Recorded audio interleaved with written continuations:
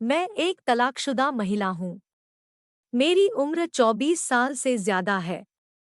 मुझे समझ नहीं आ रहा मैं अपनी कहानी कहाँ से शुरू करूँ, लेकिन यह सब तब शुरू हुआ जब मेरे घरवालों ने मुझ पर शादी का दबाव बनाना शुरू कर दिया था। दरअसल मेरी उम्र 25 साल से ज्यादा हो गई थी, जिसकी वजह से मेरे घरवालों को मेरी शादी की चिंता सताने लगी। हालांकि वो समय भी जल्दी आ गया।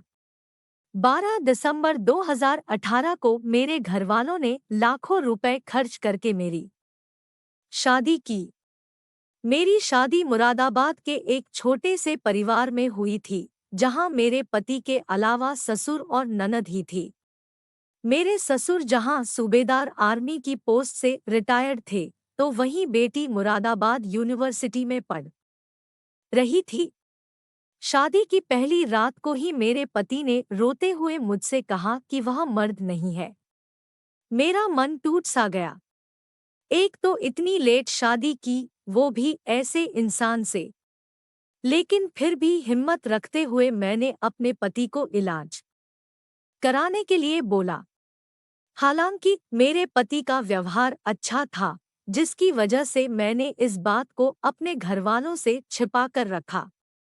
हफ्ता भर तक सब ठीक रहा, लेकिन शादी के 15 दिन बाद ही मेरे ससुराल वालों ने मुझे परेशान करना शुरू कर दिया था। इस सब की शुरुआत घर के कामकाज से हुई। मुझे खाना बनाने को लेकर भला बुरा कहा जाने लगा। मामला इतना बढ़ गया कि एक दिन मेरी ननद ने मुझसे कहा कि मेरी औकात उस घर में नौकरानी की है। यह सुनकर मेरा दिल टूट गया। तब पहली बार मैंने आत्महत्या करने की कोशिश की। वो लोग इतना सब देखकर भी नहीं रुके। अपने माँ बाप की खातिर मैं जितना सहती गई, वह लोग मुझे उतना ही परेशान करने लग गए। मेरी कहानी।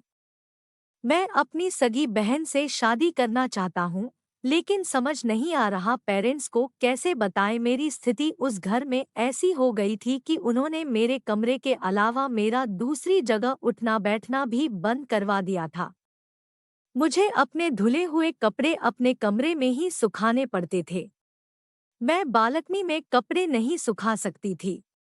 वह लोग मुझसे सारे घर का काम करवाते थे, जिसके बाद मुझे 2 टाइम की रोटी नसीब होती थी। मैं जब भी बीमार होती थी तो मायके भेज देते थे। मेरे घरवाले जब उन्हें पैसे देते थे, वह तब मुझे वापस बुलाते थे।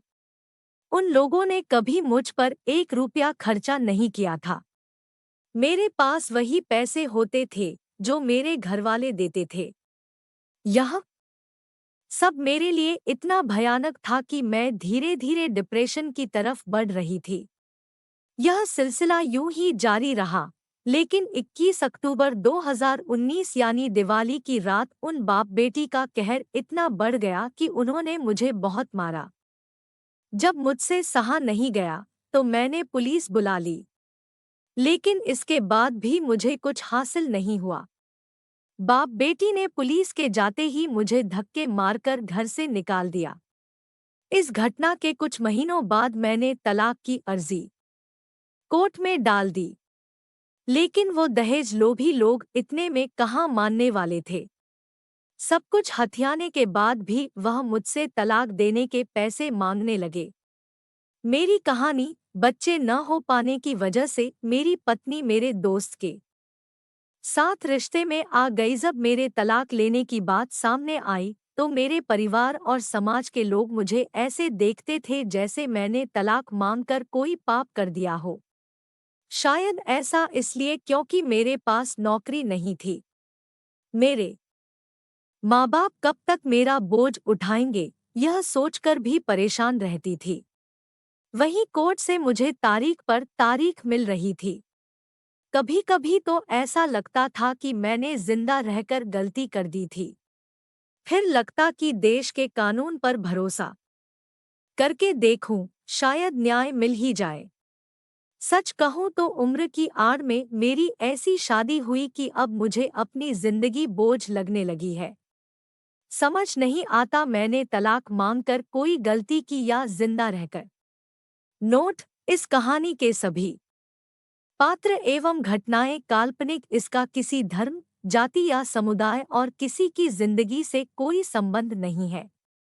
इस कहानी का उद्देश्य किसी नाम, स्थान या वस्तु को ठेस पहुंचाना नहीं है। दोस्तों, यह वीडियो अच्छा लगा हो तो चैनल को सब्सक्राइब, लाइक जरूर करें और साथ ही कमेंट करके बताएं।